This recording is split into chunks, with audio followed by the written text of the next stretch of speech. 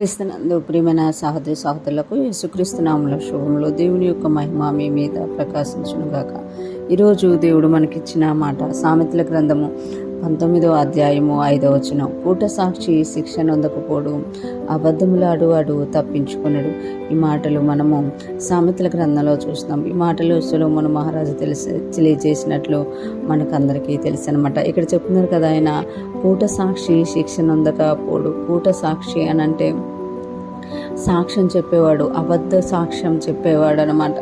ఆ అక్కరకి వస్తాం అన్నమాట. ఆ అవసరం కోసము ఫాల్స్ విట్నెస్గా ఉన్నట్టుగా మనం ఇక్కడ చూస్తాము. చాలాసార్లు మనము వింటూ ఉంటాం అనమాట, అబద్ధ సాక్ష్యాలు పుట్టించారు అనేసి. మనకి బైబిల్ గ్రంథంలో కూడా మనం చూస్తాం కదా, ఒక భక్తుడి విషయంలో వాళ్ళు అబద్ధ సాక్ష్యాలు పెట్టినట్టుగా మనం చూస్తాం.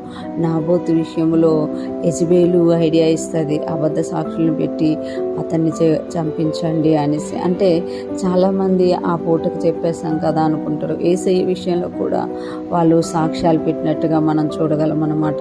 అంటే కూట సాక్షి అనమాట, అబద్ధ సాక్ష్యం చెప్పేవాడు అనమాట, ఫాల్స్ విట్నెస్ అనమాట. వాళ్ళ అవసరానికి వాళ్ళు తీసుకొచ్చుకుంటారు. యువతల వ్యక్తికి డబ్బులు ఇవ్వడం వల్ల ఇతడు అబద్ధ సాక్ష్యము పలుకుతూ ఉంటాడు అనమాట. వాళ్ళు గెలుస్తూ ఉంటారనమాట. కానీ దేవుడు ప్రతిదీ చూస్తున్నాడంట.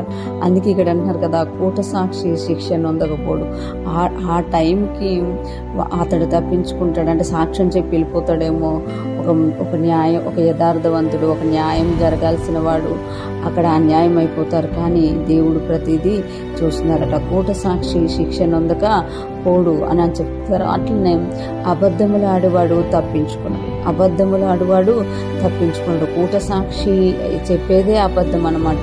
అబద్ధం కోసమే అతను నిలబెడతారు.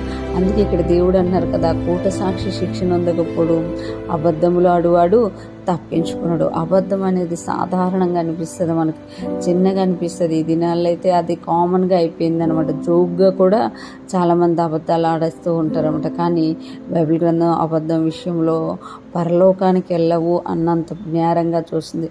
ఒక నరహత్య ఎంతో, అబద్ధం కూడా అంతే అన్నట్టుగా బైబిల్ గ్రంథం మనకు తెలియజేస్తుంది అనమాట. అబద్ధం ఆడితే ఆ అబద్ధం అని ఆడేవాళ్ళు తప్పించుకోరంట. అంటే ఖచ్చితంగా మళ్ళీ దాని విషయంలో రీపే ఉంటుంది అని ఇక్కడ మనకి తెలియజేస్తుందన్నమాట. ఈరోజు ఫ్రెష్ మన్నా వింటున్న ప్రతి ఒక్కరూ జ్ఞాపకం చేసుకోవాలి.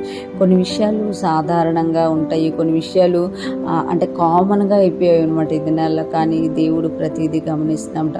కూట సాక్షి శిక్ష నొందకపోడు, అబద్ధములు ఆడువాడు తప్పించుకున్నాడు అని మనకి తెలియజేయబడుతుంది అనమాట.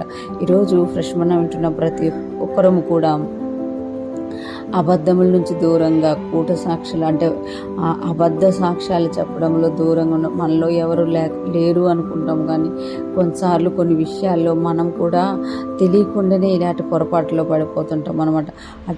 అటువంటి విషయంలో మనము ఈ మాట గుర్తు చేసుకొని వాటికి దూరంగా ఉండేవారిగా ఉండాలి అని దేవుడు కోరుతున్నామట. అటువంటి జ్ఞానము కలిగి మనము ముందుకు సాగిపోదాము గాక. సులువుగా చిక్కులు పెట్టే పాపమును విడిపించుకొని విశ్వాసమును కర్తయ్య దాన్ని కొనసాగించువాడని యేసు వైపు చూస్తూ ముందుకు సాగిపోదాము గాక. ఆమేన్.